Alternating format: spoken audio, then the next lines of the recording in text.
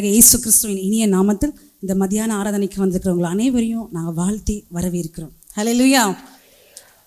மதியான நேரம், அதுவும் ஞாயிற்றுக்கிழமை அப்படின்னு சொன்னால் எல்லாருடைய வீட்லையும் சாப்பிட்டு தூங்குகிற நேரம். ஆனால் அந்த நேரத்தில் தான் நீங்கள் யாரை தேடி வந்திருக்கீங்க?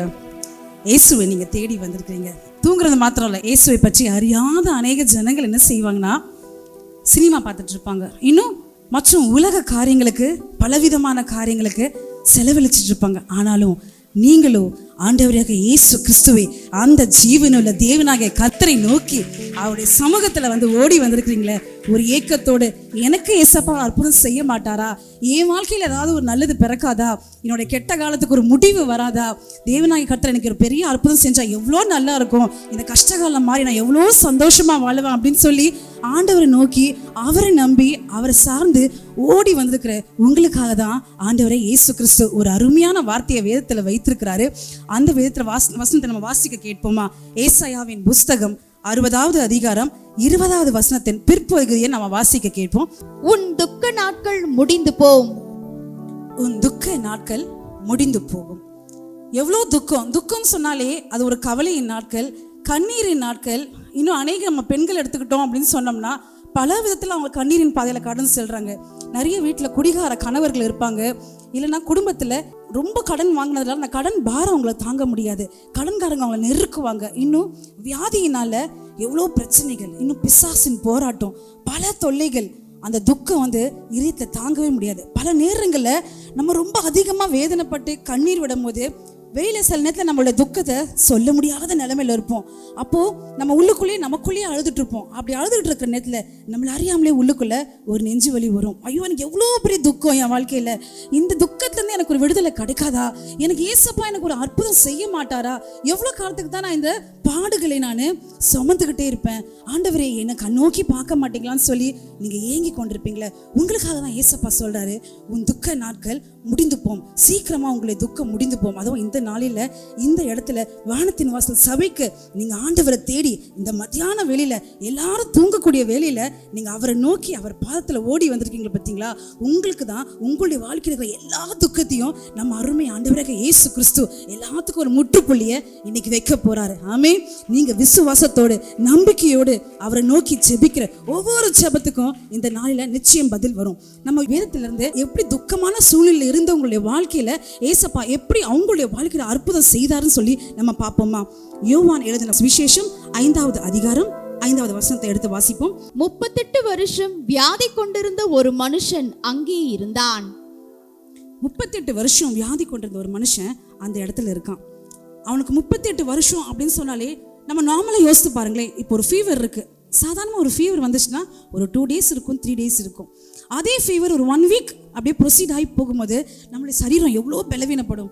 அந்த படுத்து நம்ம எந்திப்போம் தவிர நமக்குள்ளே ஒரு ஏக்கம் இருக்கும், ஐயோ எனக்கு ஏன் இந்த ஜுரம் வந்துகிட்டே இருக்குது, இந்த ஜுரத்தை எனக்கு சீக்கிரமாக சரியாகதா? இல்லை சாதாரண ஒரு கோல்டு எடுத்துக்கோங்க, அந்த கோல்டு இருந்தால் கூட நமக்கு ஒரு இரிட்டேஷனாக இருக்கும், தலைவலி இருக்கும். சின்ன வியாதிக்கு நமக்கு அவ்வளோ கஷ்டப்படுறோம். ஆனால் இவன் 38 வருஷமாக அவன் வேதனைப்பட்டு கொண்டிருக்கிறான். இந்த வேதனைப்பட்டு கொண்டிருந்த அந்த சகோதரன் எந்த இடத்துக்கு போகிறான்? 2வது வசனத்தை வாசிக்க கேட்போம். எபிரிய பாஷையிலே பெதஸ்தா எண்ணப்பட்ட ஒரு குளம் எருசலேமில் ஆட்டு வாசலின் அருகே இருக்கிறது. அதற்கு 5 மண்டபங்கள் உண்டு. பெதஸ்தான் சொல்லி ஒரு இடத்துக்கு அவன் போறான். அந்த குளத்துல 5 மண்டபங்கள் உண்டு. அங்க எப்படி அப்படின்னு சொன்னா, அந்த ஒரு தேவதூதன் அந்த குளத்தை கலக்குவாங்க. அநேகருக்கு தெரிஞ்சிருக்கும், உங்களுக்கு தெரியல அப்படின்னு சொன்னா உங்களுக்காக சொல்றேன். அங்க ஒரு தேவதூதன் அந்த குளத்தை கலக்குவாங்க. அவங்க கலக்கிற நேரத்துல யார் முந்தி ஃபர்ஸ்ட் அந்த குளத்துல போய் குதிக்கிறாங்களோ அவங்களுக்கு சுகம் கிடைக்கும். இவனுக்கு நடக்க முடியாத சூழ்நிலை, இவனை கொண்டு தூக்கி விடுறதுக்கும் ஆள் இல்லை, கூட அம்மா இல்லை, அப்பா இல்லை, நண்பர்கள் இல்லை, யாருமே இல்லை. இவனை கூட கொண்டு போய் அந்த குளத்துக்குள்ள அந்த தேவதூதன் கலக்கிற நேரத்தில் உள்ள விடுறதுக்கு ஆள் இல்லாத சூழ்நிலைனால இவனை ஒரு நாளும் அவனால் உள்ளே போய் கொண்டு போய் விழ முடியாத சூழ்நிலை. ஒவ்வொரு நாளும் வேதனைப்படுகிறான். ஐயோ, இந்த குளத்தை கலக்கிற நேரத்தில் என்னால் உள்ளே போக முடியல. 38 இயர்ஸ் அவன் படுத்த படிக்க இருக்கிற நாட்களில் எத்தனை கலங்கியிருப்பான். 38 இயர்ஸ்ன்னு சொல்லி பைபிளில் போட்டிருக்குன்னு கொஞ்சம் நம்ம யோசித்து பார்க்கணும். அவனுடைய குழந்தை பருவம், சைல்ட்ஹுட் டேஸ், அவனுடைய யூத் ஏஜ் எல்லாமே கிராஸ் ஆகிட்டு வருது. ஒரு பீரியடு கூட அவனால் என்ஜாய் பண்ண முடியாத ஒரு சூழ்நிலை. அப்போ அவ்வளோ வேதனைப்பட்டிருக்கிற அவனுக்கு ஒரு மன கஷ்டம். அந்த நேரத்தில் என்ன ஆகுது? யார் வரா அவனை தேடி? 6வது வசனத்தை வாசிக்க கேட்போம். படுத்திருந்த அவனை இயேசு கண்டு அவன் வெகு காலமாய் வியாதியஸ்தன் என்று அறிந்து அவனை நோக்கி, சொஸ்தமாக வேண்டும் என்று விரும்புகிறாயா என்று கேட்டார். இயேசு சுவாமி இறங்கி வந்து அவன் கேட்கிறாரு, நீ சொஸ்தமாக ஆக வேண்டும் என்று நீ விரும்புகிறாயா? அவனை கொண்டு போய் விடுறதுக்கு ஆள் இல்லை. அவன் ரொம்ப ஏக்கத்தோடு இருக்கான். எனக்கு ஒரு சுகம் கிடைக்குன்னு சொல்லி ஏங்கி கொண்டு இருக்கிற நேரத்தில் அவனை தேடி யார் வரா? ஆண்டவராகிய இயேசு கிறிஸ்து அவனை தேடி வந்திருக்கார். இன்னைக்கு அதே மாதிரி தான் உங்களுடைய வாழ்க்கையில் எத்தனையோ பிரச்சனைகள் வந்திருக்கும். என் பிரச்சனைகளுக்கும் என்னுடைய கவலைக்கும் என் கண்ணீருக்கும் எனக்கு இன்னைக்கு விடுதலை கிடைக்காதான் சொல்லி நீங்கள் இயேசுவை தேடி வந்திருக்கிறீங்களே. இயேசுவை தேடி வந்தவங்களை ஒரு நாளும் ஒரு போதும் அவர் வெறுமையை அனுப்பவே மாட்டார். அவர் நம்மளை வெட்கப்படுத்துகிற தேவன் அல்ல, நம்மளை தூக்கி நிறுத்துகிற தேவனாக இருக்கிறார். நம் தேவன் அவ்வளோ ஒரு அருமையுள்ள தேவன், அவ்வளோ ஒரு அன்புள்ள தேவன். அதுக்கு 7வது வசனத்தை வாசிப்போம். என்ன ஆகுதுன்னு? அதற்கு வியாதியஸ்தன், ஆண்டவரே, தண்ணீர் கலக்கப்படும் போது என்னை குளத்தில் கொண்டு போய் விடுகிறதற்கு ஒருவரும் இல்லை. நான் போகிறதற்குள்ளே வேறொருவன் எனக்கு முந்தி இறங்கி விடுகிறான் என்றான். அவன் உள்ள போய் இறங்குறதுக்குள்ளேயும் வேற ஒருத்தங்க இறங்கிடுறாங்க. இப்படி நடந்துட்டு ஒவ்வொரு டைமும் இந்த மாதிரி நடந்துட்டு இருக்கிறதுனால அவனால சுகத்தை பெற்றுக்கொள்ளவே முடியல. அவன் இறுதிக்குள்ள ஒரே கஷ்டம், ஐயோ எனக்கு விடுதலை கிடைக்க மாட்டேங்குதுன்னு சொல்லி அந்த நேரத்துல தான் இப்ப என்ன ஆகுது? 8-9 வாசிப்போம். இயேசு அவனை நோக்கி, எழுந்திரு, உன் படுக்கையை எடுத்துக்கொண்டு நட என்றார். உடனே அந்த மனுஷன் சொஸ்தமாகி தன் படுக்கையை எடுத்துக்கொண்டு நடந்து போனான். அந்த நாள் ஓய்வு நாளா இருந்தது. அந்த நாள் ஓய்வு நாளா இருந்தது. ஓய்வு நாள ஏசப்பா அன்று அந்த பெதஸ்தா குளத்துக்கு வந்த 38 வருஷமா இருக்கிற அந்த வியாதியத்துக்கு சுகத்தை கொடுத்த தேவன் இதே ஓய்வு நாள அவரை தேடி வந்திருக்கிற உங்களுடைய வாழ்க்கையிலும் நிச்சயமாக ஆண்டவரையாக இயேசு கிறிஸ்து ஒரு பெரிய காரியத்தை செய்வார். ஏன்னா அவரை நம்பி நம்ம வர மாட்டோமா? அவரை தேடி வர மாட்டோமா? பாவம் செய்யறவங்க தான், எல்லா மனுஷங்களும் பாவம் செய்யறவங்க தான். ஒருவேளை நினைக்கலாம், நான் பாவம் செய்ததுனால எனக்கு இந்த வியாதியில நான் கஷ்டப்படுறேன்னா, மற்றவங்களுக்கு செய்த துரோகத்தை நிமித்தம், மற்றவங்களுக்கு செய்த தீமையான காரியங்கள் நிமித்தம் என் வாழ்க்கையில் நான் இவ்வளோ நான் கஷ்டப்படுறேன்னா, ஆனா இன்னைக்கு நீங்க ஆண்டவரை ஏற்றுக்கொண்டு உங்களுடைய பாவத்துக்காக நீங்க ரெக்ரெட் பண்ணி அவர்கிட்ட மன்னிப்பு கேட்டு ஜெபிச்சு உங்களுடைய வாழ்க்கையை ஒப்பு கொடுக்கும் பொழுது நிச்சயமாக என் ஆண்டவராக இயேசு கிறிஸ்து மன்னிக்கிற தேவன், மனதுருகிற தேவன், உங்களுடைய வாழ்க்கையில நிச்சயமாக அற்புதத்தை செய்கிற தேவனாக இருக்கிறார். அவனுடைய வாழ்க்கையில அவனுடைய துக்கம் எல்லாம் மாறி இப்ப ரொம்ப சந்தோஷமாச்சு. 8-9 திருப்பி வாசிக்கலாம். இயேசு அவனை நோக்கி, எழுந்திரு, உன் படுக்கையை எடுத்துக்கொண்டு நட என்றார். உடனே அந்த மனுஷன் சொஸ்தமாகி தன் படுக்கையை எடுத்துக்கொண்டு நடந்து போனான். அந்த படுக்கையை எடுத்துக்கொண்டு நடன்னு சொல்றாரு. ஆண்டவர் சொன்ன அந்த ஒரே வார்த்தை, அவர் சொன்ன அடுத்த க்ஷண பொழுதுலேயே அவன் படுக்கையை எடுத்துக்கொண்டு நடந்து ஓட ஆரம்பிக்கிறான். 38 இயர்ஸ் அவன் படுத்த படுக்கை பெட்ரிடனா இருக்கிற மகன் அடுத்த செகண்ட் ஏசப்பா சொன்ன அடுத்த செகண்ட்லயே அவன் எந்திரிச்சு ஓட ஆரம்பிக்கிறான், நடக்க ஆரம்பிக்கிறான். எவ்வளவு சந்தோஷம் இருந்திருக்கும். ஐயோ, பிறந்த அந்த குழந்தை பருவத்துல இருந்து சிறுவர் பக்கம் சைல்ட்ஹுட் டேஸ், யூத் ஏஜ், எல்லா ஏஜும் கிராஸ் பண்ணியாச்சு. நடக்க முடியாம ஒவ்வொரு நாளும் வேதனை அனுபவித்திருந்த அந்த மகன் இன்னைக்கு ஆண்டவர் கொடுத்த சுகத்து நிமித்தம் எவ்வளோ சந்தோஷப்பட்டுருவான். என்னுடைய வாழ்க்கையில ஏசப்பா எவ்வளவு பெரிய காரியத்தை செய்தார். இத்தனை நாள் நான் படுத்த படுக்கையா இருந்தேனே, எனக்கு யாருமே உதவி செய்ய யாருமே இல்லையே, பல வருடங்களாக நான் எவ்வளவு தவித்துக் கொண்டிருந்தேன், எனக்கு ஏசப்பா சுகம் கொடுத்தான்னு சொல்லி எவ்வளவு சந்தோஷமா இருந்திருப்பான். அதே போல இந்த நாளிலையும் உங்களுடைய வாழ்க்கையில ஏதோ ஒரு கஷ்டம் உங்களை பின்தொடர்ந்திருக்கும். பல வருடங்களாக உங்களால தாண்டி செல்ல முடியாத சூழ்நிலையில் நீங்க இருந்திருப்பீங்க. ஒருவேளை உங்களை குடும்பத்துல உள்ள பிரச்சனைகள் நிமித்தம், இல்லைன்னா கணவன் மனைவிக்குள்ள பிரச்சனைகள் நிமித்தம், இல்லைன்னா வியாதியின் கொடுமை நிமித்தம், கணவன் வியாதிப்பட்டிருந்த வைஃப் எவ்வளவு வேதனைப்படுவீங்க. அதே மாதிரி மனைவிமார்கள் சிக் பீப்பிளா இருக்கும்போது கணவன்மார்கள் எவ்வளவு வேதனைப்படுவீங்க. அந்த மாதிரி சூழ்நிலை நீங்க இருந்திருந்தீங்கன்னா இந்த நாளில் நீங்க ஆண்டவரை நோக்கி வரும் பொழுது உங்களுடைய வாழ்க்கையில நிச்சயமாக ஆண்டவராக இயேசு கிறிஸ்து பெரிய காரியத்தை செய்வார். உங்களுடைய வாழ்க்கையை உங்க ஒரு நாளும் அவர் கைவிடவே மாட்டார். ஏன் சொன்னா இன்னைக்கு யாரை தேடி வந்துட்டீங்க? இயேசு கிறிஸ்துவை நீங்க தேடி வந்திருக்கீங்க. அதனால ஆண்டவராக இயேசு கிறிஸ்து நிச்சயமாக உங்களுடைய வாழ்க்கையில அற்புதத்தை செய்வார். எப்படி 38 வருடமாக அந்த பெதஸ்தா குளத்தில் இருக்கிற அந்த மகனுக்கு இயேசு கிறிஸ்து அற்புதத்தை செய்தாரோ, இந்த நாளில உங்களுடைய வாழ்க்கையிலும் அவர் செய்ய நிச்சயமுள்ளவர், வல்லமையுள்ளவர், அற்புதத்தின் தேவன். கரங்களை தட்டி என் தேவனுக்கு நன்றி செலுத்துவோமா? 38 வருடமாக வியாதியில கிடந்தவனை எப்படி கூப்பிட்ட வேலையில ஏசப்பா வந்தாரோ நம்மளுடைய வாழ்க்கையில வரப்போறார். இப்ப பாடலை பாட போகிற என்னோட கூட சேர்ந்து விசுவாசத்தோடு நம்பிக்கையோடு அந்த சகோதரனுக்கு அற்புதத்தை செய்த தேவன் என்னுடைய வாழ்க்கையில இன்னைக்கு செய்வான்னு சொல்லி சந்தோஷமா சேர்ந்து பாடுவோமா?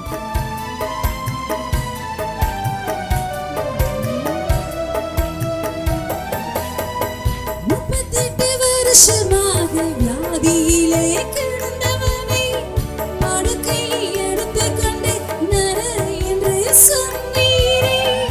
38 வருஷமாக வியாதியிலே கிடந்தவனை படுக்கையை எடுத்து கொண்டு நட என்று சொன்னீரே. வியாதியை சிலுவையிலே சுமந்து தீர்த்து முடித்தீரே.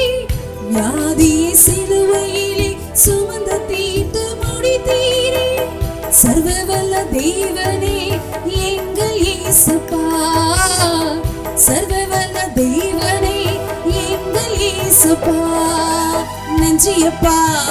கரங்களை தட்டலாமா? இயேசுப்பா நெஞ்சியப்பா, சேர்ந்து சொல்லுவோமா? நெஞ்சியப்பா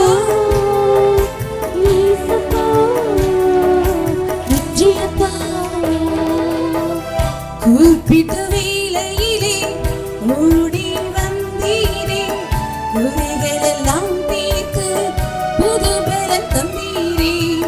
கூப்பிட்ட வேளையிலே ஓடி வந்தீரே, குறைகள் எல்லாம் தீர்த்து புது பலன் தந்தீரே. கடைசியில் நன்றியப்பா சொல்லுமா?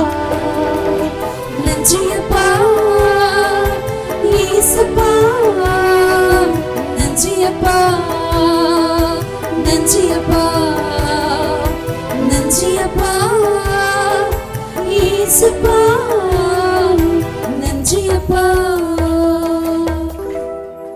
அடுத்தபடியாக வேதத்துல அன்னாளை பத்தி நம்ம பார்க்கிறோம். எடுத்துக்கொள்வோமா? 1 சாமுவேல் 1வது அதிகாரம் 6வது வசனம். கர்த்தர் அவள் கர்ப்பத்தை அடைத்தபடியினால் அவளுடைய சக்களத்தி அவள் துக்கப்படும்படியாக அவளை மிகவும் விசனப்படுத்துவாள். அநேகருக்கு தெரியும், அன்னாளுக்கு குழந்தையே இல்லை.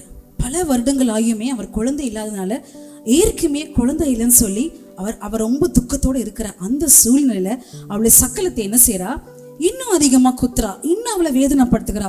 உனக்கு குழந்தை இல்லையன்னு சொல்லி அவளை ரொம்ப யூஸ்வலா நமக்கு தெரியும், குழந்தை இல்லைன்னு சொல்லலாம் உலகம், அதுவும் புறஜாதிங்க வீட்டுல எல்லாம் வந்து ரொம்ப கேவலமா பேசுவாங்க. ஸோ அவளை குத்தி குத்தி ரொம்ப மனசு ஒட்டைற அளவுக்கு அவளை வேதனைப்படுத்தி பேசி கொண்டுகிறார். அவளுடைய கணவர் வந்து எவ்வளவோ அவளுக்கு ஆறுதல் சொல்ல நினைத்தாலும் 8வது வசனத்தை எடுத்து வாசிப்போம். அவள் புருஷனாகிய எல்கானா அவளை பார்த்து, அன்னாளே ஏன் அழுகிறாய்? ஏன் சாப்பிடாதிருக்கிறாய்? ஏன் சஞ்சலப்படுகிறாய்? 10 குமாரரை பார்க்கிலும் நான் உனக்கு அதிகமல்லவா என்றான். அவன் ஹஸ்பண்ட் என்ன சொல்றான்? 10 குமாரரை பார்க்கல, நான் உங்ககிட்ட எவ்வளோ அன்பா இருக்கேன், நான் உனக்கு மேல் கிடையாதா? நீ ஏன் அவ்வளோ உன் குழந்தை இல்லைன்னு சொல்லி நீ ரொம்ப துக்கப்படுத்துன்னு சொல்லி எவ்வளோ கன்வின்ஸ் பண்ண பார்க்குறான். ஆனாலும் அவளால் ஆறுதல் அடைய முடியல. அவள் ரொம்ப மனசு உடஞ்சி ஆண்டோடைய சமூகத்தில் கடைசியில் அவள் என்ன செய்யறா? ஓடி போய் ஜெபிக்க ஆரம்பிக்கிறா. எனக்கு ஆண்டவர் ஒரு அற்புதம் செய்ய மாட்டாரா? என்னுடைய வாழ்க்கையில் ஒரு அற்புதம் செய்ய மாட்டாரான்னு சொல்லி தேவனுடைய சமூகத்தில் அவள் ஓடி போய் அவள் ஜெபிக்க ஆரம்பிக்கிறா. என்ன ஆகுது? 10வது வசனத்தை எடுத்து வாசிப்போம். அவள் போய் மனம் கசந்து மிகவும் அழுது கர்த்தரை நோக்கி விண்ணப்பம் பண்ணி, கர்த்தரை நோக்கி அவ என்ன செய்யறா? அன்னால விண்ணப்பம் பண்ண ஆரம்பிக்கிறா. அவ எப்படி விண்ணப்பம் பண்ணிருப்பா? கண்டிப்பா தனக்கும் ஒரு குழந்தைய ஆண்டவர் கொடுக்க மாட்டாரா?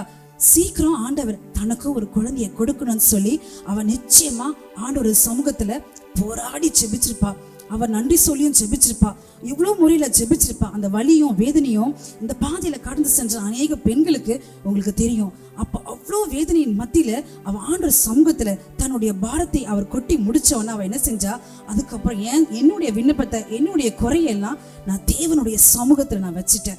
இனி நான் வந்து கவலைப்பட மாட்டேன். நான் ஜெபிச்சிட்டேன்னு சொன்னா என் தேவன் எனக்கு பதில் கொடுப்பார். ஏன்னா கண்ணீரோடு விதைக்கிறவனுக்கு தேவன் கெம்பீரத்தோடு பதிலை கொடுப்பான்னு சொல்லி வேதத்துல வசனம் போட்டுக்குதே. கண்ணீரோட விதைக்கிறவன் கெம்பீரத்தோடு அறுப்பான்னு சொல்லி சங்கீதம் 126 5வது வசனம். Those who sow with tears shall reap with songs of joy அப்படின்னு சொல்லி போட்டுருக்கு. சந்தோஷமாக விரிப்பாங்க. ஏன்னா ஆண்டோட சமூகத்தை நம்ம ஒரு காரியத்தை கொடுத்து நம்ம ஜெபிக்கும் பொழுது அவர் அன்புள்ள தேவன், அவர் இரக்கமுள்ள தேவன், நம்மளுடைய விண்ணப்பங்களுக்கு பதில் கொடுக்கிற தேவனாக இருக்கிறார். அதனால அண்ணால் என்ன செஞ்சா? நான் தேவனை நோக்கி ஜெபிச்சிட்டேன், தேவன் என்னுடைய வாழ்க்கையில நிச்சயமா ஒரு அற்புதத்தை செய்வார்னு சொல்லி அவ விசுவாசத்தோட இருக்கா, நம்பிக்கையோட இருக்கா.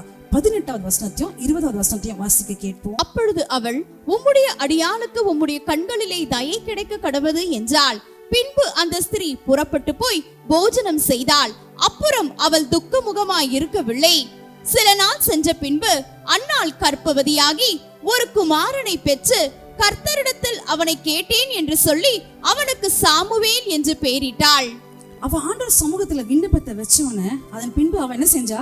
துக்க துக்கமுகமாக இருக்கவில்லைன்னு சொல்லி வேதத்தில் கொடுத்துருக்கு. நம்ம தேவனுடைய சமூகத்தில் ஒரு காரியத்துக்காக நம்ம ஜெபிக்கும் பொழுது பல நேரங்களில் நம்ம செய்கிற என்ன காரியம், ஜெபிச்சதுக்கு அப்புறமா பல நேரங்கள் அவிசுவாசத்தை நிமித்தம் நம்ம திருப்பி நம்ம அழுதுகிட்டே இருப்போம், நம்ம ஜெபிச்சுட்டே இருப்போம், இயேசுவே எனக்கு பதில் தர மாட்டீங்களா அப்படின்னு சொல்லி. ஆனால் அப்படி இல்லாதபடி என் ஜெபத்தை தேவன் கேட்டுட்டாருன்னு சொல்லி நம்ம ஒவ்வொரு நாளும் விசுவாசத்தோடு நம்பிக்கையோடு நம்ம ஜெபிக்கும் பொழுது நம்மளுடைய வாழ்க்கையில ஏசப்பா என்ன செய்வார், அற்புதத்தை செய்கிற தேவனாக இருக்கிறார். நம்மளுடைய வாழ்க்கையில எல்லா பிரச்சனைகளையும் மாற்றி நமக்கு பெரிய காரியத்தை செய்கிற தேவனாக இருக்கிறார். எல்லோரும் சொல்லுவோம்மா, என் வேதனைகளை அவர் பார்க்கிறார், என் கண்ணீரை அவர் காண்கிறார். ஏன் சொன்னா, ஏற்ற நேரத்துல என்னைக்கு அவர் பதில் கொடுக்கணும்னு சித்தம் கொண்டிருக்கிறாரோ அந்த நேரத்துல எனக்கு அவர் பதில் கொடுக்கிற தேவனாக இருக்கிறார். இந்த பாடலை சேர்ந்து பாடுவோமா?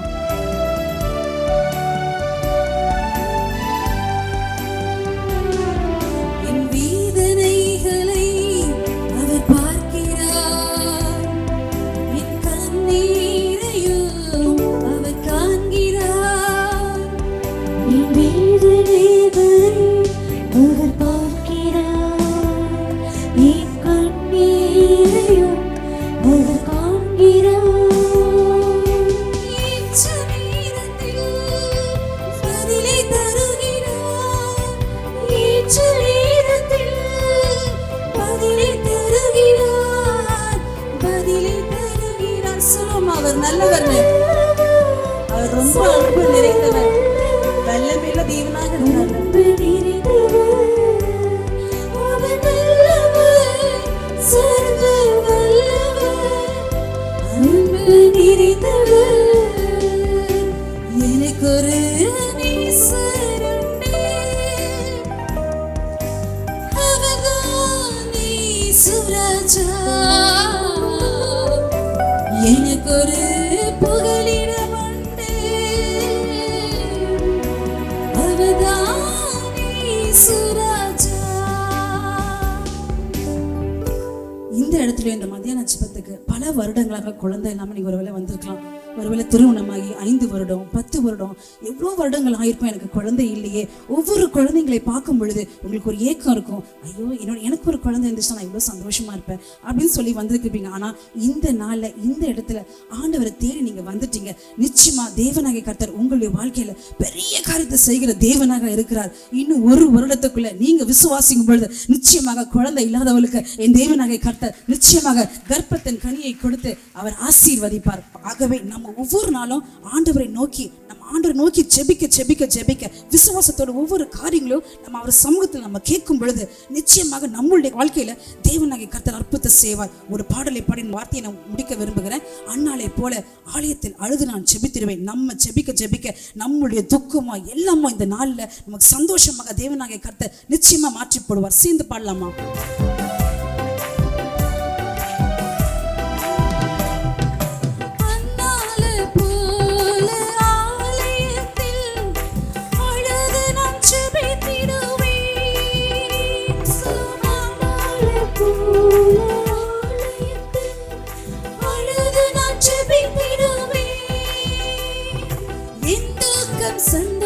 சந்தோஷமாய் மாறுபடி ஜெபித்திடுவே, எதுக்கும் சந்தோஷமாய் மாறுபடி ஜெபித்திடுவே. யாக்கோபு போல நான் போராடுவே, எலியாவை போல நான் ஜெபித்திடுவே, அன்னால போல நான் போராடுவே, அன்னால போல ஜெபித்திடுவே. விடமாட்டேன், நான் விடமாட்டேன், அன்னால போல நான் விடவே மாட்டேன், நான் விடமாட்டேன், அன்னால போல நான் விடவே மாட்டேன். உங்கள் துக்கம் நிச்சயமாக சந்தோஷமாக மாறும். உன் துக்க நாட்கள் முடிந்து விட்டன. ஆமென்.